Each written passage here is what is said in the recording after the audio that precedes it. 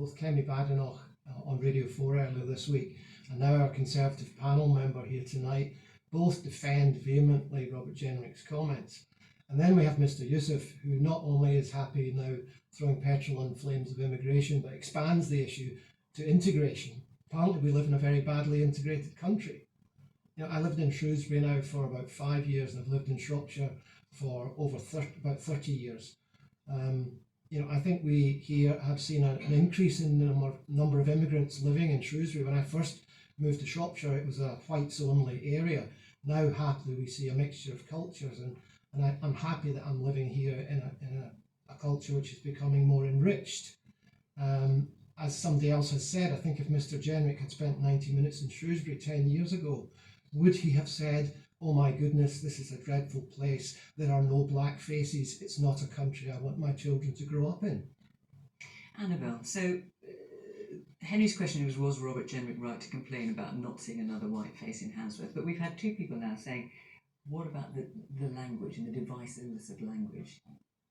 Well, I've actually found the response to Robert Jenrick's comments very troubling, because I think for too long people in Britain have not felt that they are able to speak out about concerns that they have, you know, over immigration. That might be the numbers, the fact that in one single year we had net migration of 906,000 people coming here, not all of whom are going to be net contributors to our economy, but also people are concerned about the failures of integration. And yes, certainly relative to other Western European countries, we are a very successful multi-ethnic society, but I don't think anybody can deny that there is more work that needs to be done. And when politicians stick their head above the parapet and they express some of these views, and perhaps you might find the language that Robert Jenrick used specifically distasteful, but when they're then pilloried and there's an enormous backlash, it makes it that bit more difficult for somebody else to come out and speak about it and express fears that they may harbour. And I think that is, as a consequence, too often